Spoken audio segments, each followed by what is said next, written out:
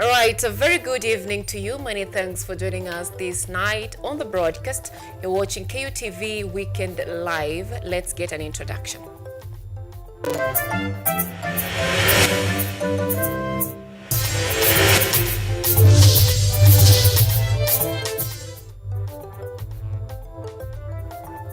This is Weekend Live with Anyango, Sylvia.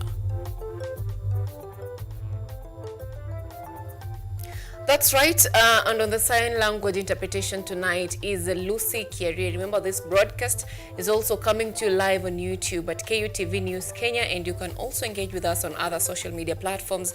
That is on X at KUTV_Kenya, at Anyango Sylvia KE. We begin. Now, the 2025 FIA World Rally Championship Safari Rally has come to an exciting conclusion at Hell's Gate in Naivasha. President William Ruto, who graced the event, has congratulated all participants and winners, emphasizing Kenya's capability to host world-class sporting events. Brenda Nyongesa with more.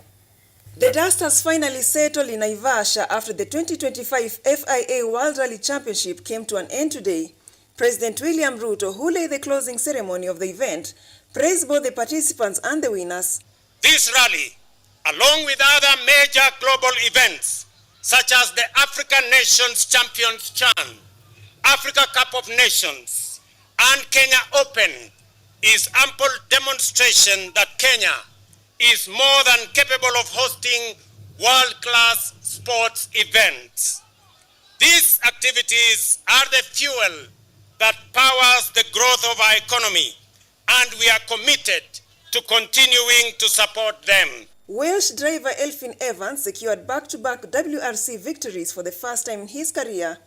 Evans, behind the wheels of his Toyota, played it smart on the final day, sealing the win by a commanding margin of 1 minute and 9.9 seconds over Ott Tanak, who finished second. Reigning world champion Thierry Neuville completed the podium in third, marking Hyundai's first ever double podium in Africa. Despite Tanak and Neuville earning more points from Super Sunday and the Power Stage, Evans has extended his championship lead to 36 points over Neuville, with Tanak trailing just 3 points further. However, it was a tough weekend for two-time world champion Kel Rovanpera, who was forced to retire on Sunday due to an electrical issue on his Toyota. Also like to acknowledge the 20 nationalities and 48 rally participants who started off at KICC. Your participation has made this event truly international in scope. Your Excellency, the tourism sector has benefited a lot, and therefore this rally has been very, very successful. In the manufacturer's standing, Toyota still holds a 36-point advantage, though Hyundai outscored them by 12 points in this round. Meanwhile, Kenya's own Carl Tundo and co-driver Tim Jessup finished in 15th place, with Jeremiah Wahome and Victor Okundi securing 16th position.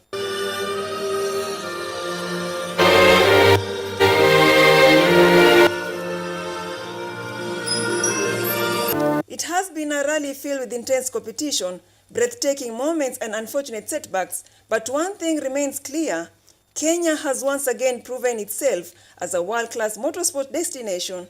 Brenda Nyongesa, KUTV. During a Sunday service at the Africa Inland Church in Jericho, Nairobi, President William Ruto reaffirmed his commitment to supporting churches despite mounting criticism of his donations. Despite declaring himself as a builder, Ruto vowed to continue contributing to the building of churches as he is building the nation. Here is more details.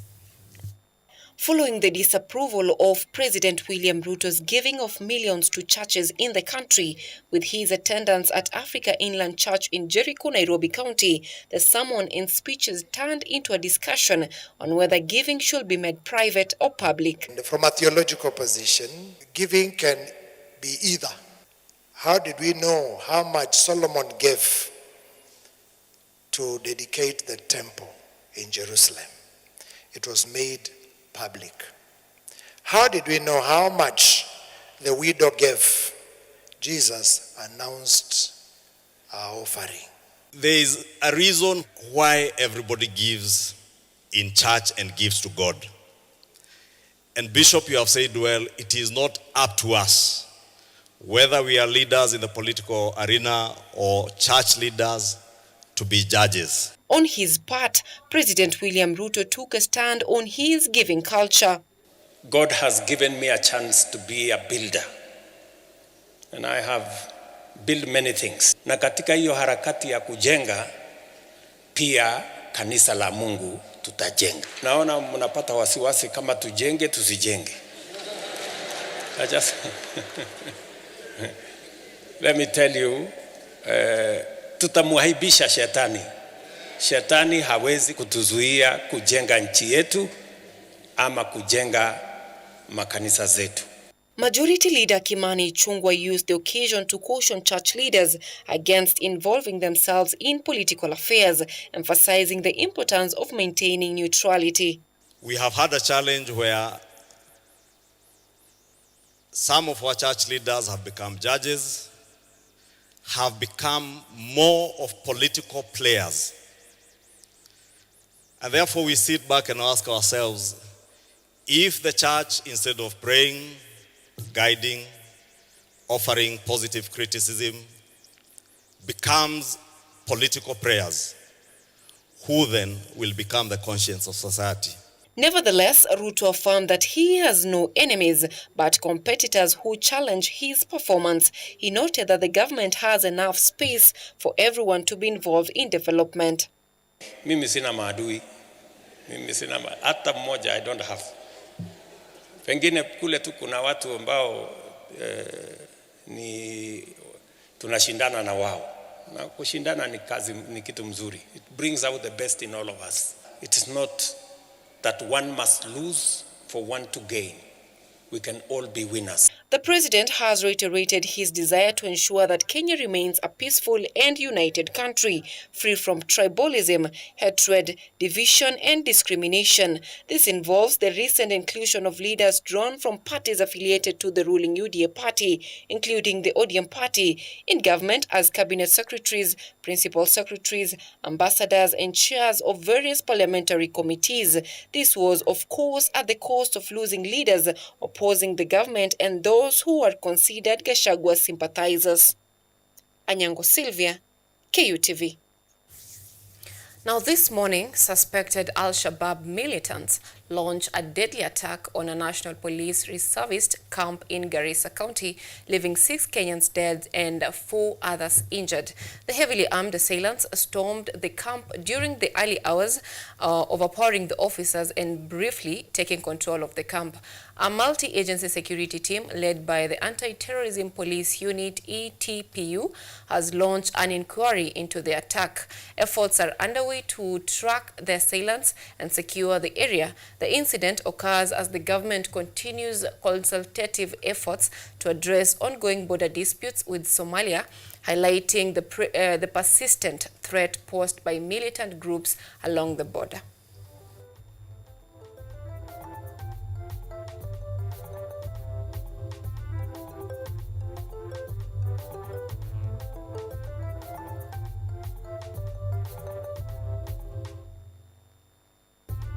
Now let's get a little bit of news across our borders. China's foreign ministry says China is committed to Panama Canal neutrality and has never interfered in its operation. VOA's Leonid Martinuk explains why this is misleading.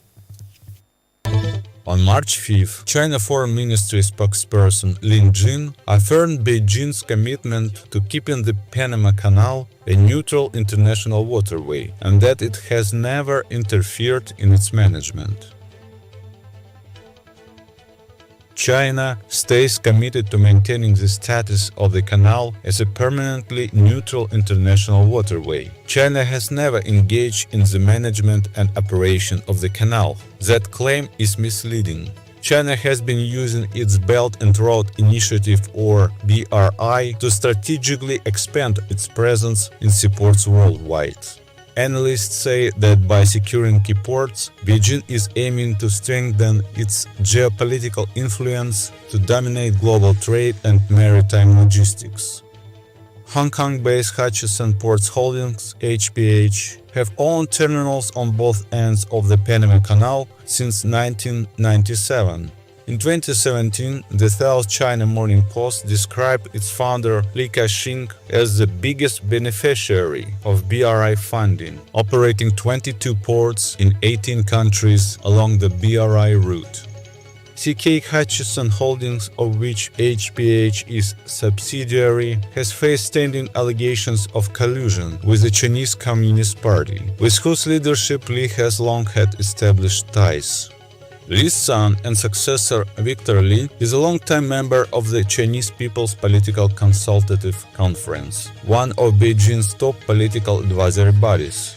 On January 20th, Panama initiated a financial audit of Panama Sports Company, yet another CK Hutchison subsidiary. Panama's Controller General Anel Bola Flores said the Chinese had turned the canal into a colonial enclave, replacing Americans. In 2021, Panama revoked a canal port concession bid following an audit that unveiled security and labor issues by the Shandong-based Landbridge Group, a massive Chinese port infrastructure conglomerate that also has holdings in oil, gas, trade, and tourism.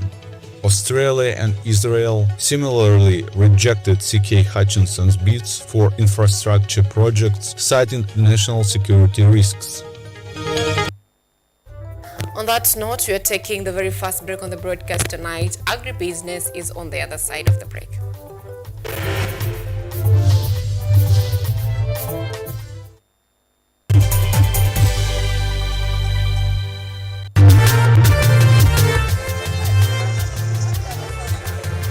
Ni nguzo na uso wa jamii. Kupanda shuka, akawa tuzo. Ukakamavu wake, ukatii na kumfanya mwenye bidii. Kwa machozi na makeke, akabaini jinsi ya kuweni. Huyu ni mwanamke ngangari, kwa jinsi alivyo ng'ari-ng'ari. Mimi ni mwanamke mwake. Usikose kutazama kipindi cha mwanamke mwake, nami Caroline Kimweli.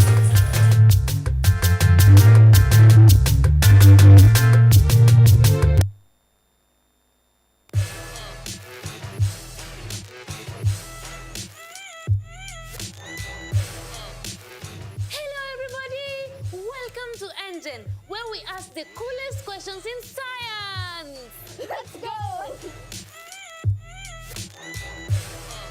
Is yogurt really just rotten milk? Why do humans need sharks to survive? How did a 12-year-old boy from Africa invent modern vanilla farming? How do you deliver medicine to a chimpanzee? Can poop be useful? How can you save the planet by reducing air pollution? To help us answer these questions, we are inviting some wonderful guests from the world of science. They will enlighten you, make you hungry for knowledge, oxygenate your brain, and make your ideas flow. This is Engine Season 3. Let's go!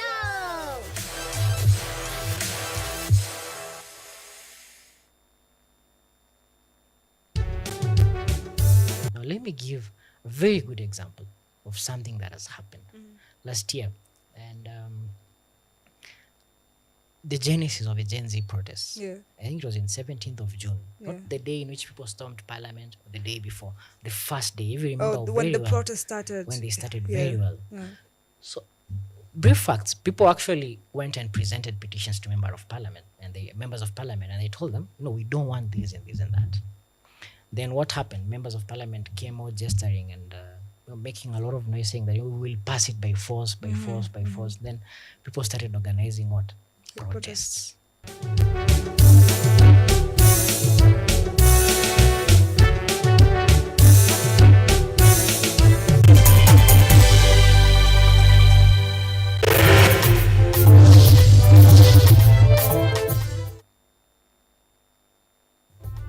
You are watching Weekend Live with Anyango Sylvia.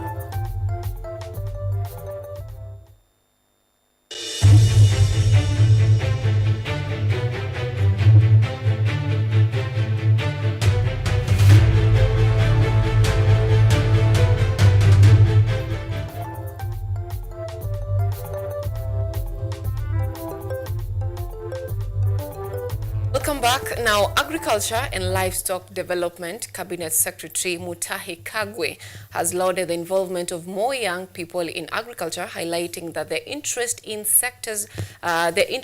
sector is courtesy of the modern technologies in the sector. Speaking at a two-day high-level meeting with chairpersons, chief executive officers, and top ministry officials in Malindi, Kagwe emphasized the importance of adopting innovative solutions to enhance efficiency in production and resource distribution. He further urged senior ministry officials and semi-autonomous government agencies to embrace technology as a means of promoting transparency and accountability across the sector. Young people are aggressively engaging themselves now in agriculture. And I can tell you, in the couple of months that I have been in this ministry, most of the people who have been to my office to discuss agriculture are not elderly people. They are very young people coming with very new ideas about how they want to do farming. The interest in agriculture by the youth is actually predicated on the use of the technologies that we are using. And also the network that they have. The youth understand the international market much better than the previous farmers did. And agriculture is not going to fall behind in this technology space. We are going to be part of that future. Because if we are in that future, then people can go about their businesses in Kenya feeling happy about the fact that they have got enough food. Now, as the long rainy season draws near, the government, through Secretary of Administration in the State Department of Agriculture, Harun Khator, has flagged off a new consignment of 20,000 metric tons of fertilizer from the port of Mombasa to be distributed to farmers nationwide. Farmers around the country will have prompt access to vital supplies for the planting season thanks to the distribution, which aims to increase food security and farm output. Speaking at the port of Mombasa, Khator reiterated the government's aim of working with the National Cereals and Produce Board (NCPB) to guarantee fertilizer access throughout the nation. Khator also announced plans of additional consignment of 1,300 metric tons of fertilizer to be delivered before the planting season concludes. This happens while the government efforts are underway. Farmers, particularly in the western region, have raised concerns over the high cost of unsubsidized fertilizers. Mbolea iko na tunaomba wakulima wawe mstari ya mbele, watumie mbolea vizuri. Na vile vile wakiona walagai wowote ambao wanajihusisha, waeleze serikali ili tuchukue hatua kuhakikisha ya kwamba hatutakuwa na habari yoyote mbaya. Lazima taifa letu likuwe na chakula cha kutosha na pia tukuwe na chakula cha kuweza kutuma katika mataifa mengine. Those who want to play monkey tricks on this issue of fertilizer, the government remains firm. It is very firm on the issue of quality of fertilizer, the right standard for the right value chains. Any other person, any unscrupulous person who wants to deal or dupe our farmers, as you know, the government has a long hand. We will catch up with that person. Now, civil society organizations are urging African governments to establish effective mechanisms to measure the effects of agricultural policies on women. Led by Oxfam, the African Women's Development and Communications Network, FEMNET, SDG2 Advocacy Hub, African Kilimanjaro Women Farmers Forum, AKIWOF, and Action Aid, the group emphasizes the need to address gender disparities in the agricultural sector. The organizations highlighted that despite their significant role in food production, African women face numerous barriers, including limited access to land ownership, resources, and decision-making opportunities. The coalition calls for gender-sensitive policies that empower women farmers, enhance their access to resources, and ensure that their contributions to agriculture are adequately supported and recognized. Many sectors have been plagued by the climate crisis, but at the forefront has been the agricultural sector.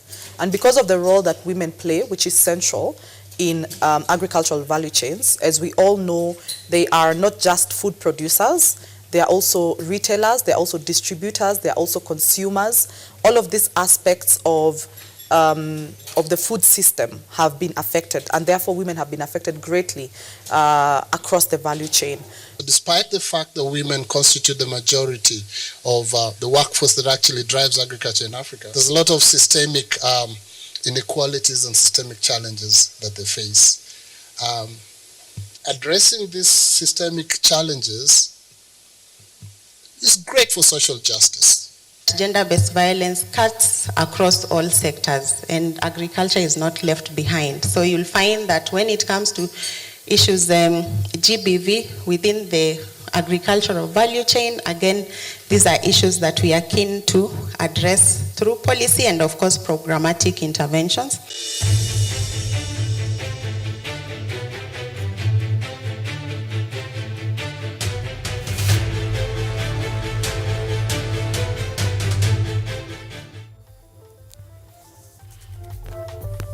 We are taking a very short break yet again. We'll be back with sports.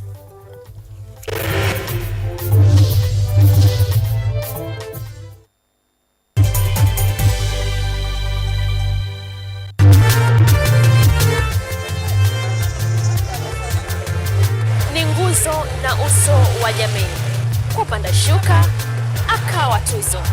Ukakamavu wake, ukatii na kumfanya mwenye bidii. Kwa machozi na makeke, akabaini jinsi ya kuweni. Huyu ni mwanamke ngangari, kwa jinsi alivyo ng'ari. Mimi ni mwanamke mwake. Usikose kutazama kipindi cha mwanamke mwake, nami Caroline Kimweli.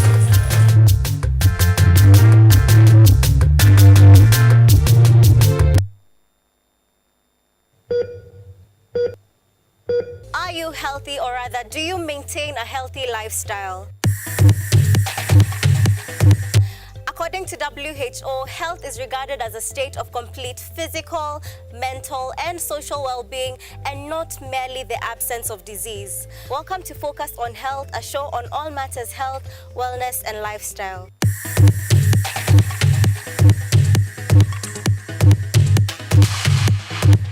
On this show, we cover a wide variety of topics inclusive of, but not limited to, dental, optical, mental, reproductive health, and so much more. Join me, Joy Bofenda, every Thursday at 7:30 p.m. on KUTV for compelling insights and discussions on all matters health. See you then. Focus on Health, your weekly dose of health and wealth information on KUTV.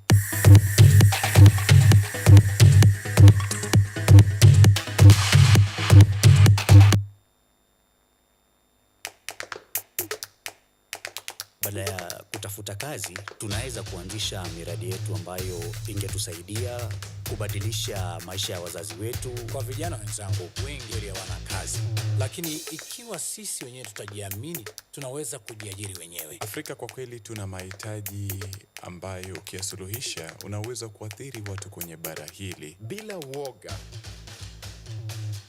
watu huwa na uzalishaji zaidi, wanajawa na ujasiri, wanakuwa wabunifu na wanakuwa wenye maarifa. Niliamua kuacha kazi, hata kama sitafanikiwa, nitakuwa nimejaribu, nitakuwa najua haiwezekani. Hakuna kitu cha ajabu hapa. Kila anayepata ufanisi hufanya kazi usiku na mchana. Kitu kitakusukuma na kuwezesha kupata maarifa ambayo hukuwa nayo. Tunajaribu kutengeneza kitu kitakachopita mipaka ya nchi hii. Ikiwa unataka kubadilisha ulimwengu, anza na nyumbani.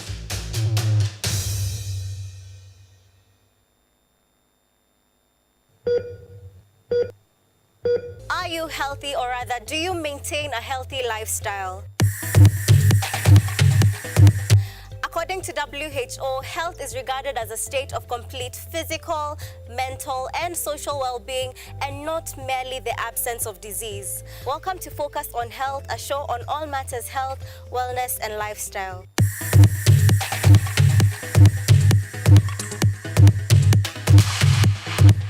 On this show, we cover a wide variety of topics inclusive of, but not limited to, dental, optical, mental, reproductive health, and so much more.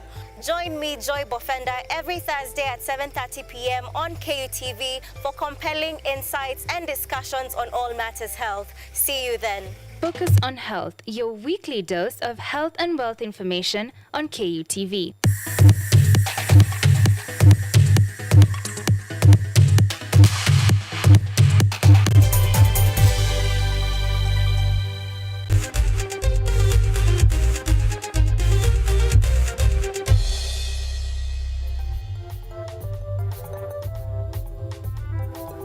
Welcome back, and in sports tonight, the men's national football team, Harambee Stars, under coach Benny McCarthy, has lost to Gabon 2-1 in the 2025 FIFA World Cup qualifier campaign at their home ground in Nyayo Stadium. Gabon's forward player Pierre-Emerick Aubameyang opened the score sheet in the 16th minute and sealed the win in the 52nd minute through a penalty shootout before Kenya's forward Michael Olunga scored a consolation goal in the 62nd minute. Gabon now leads Pool F with 15 points as Kenya remains in the 4th place with 6 points.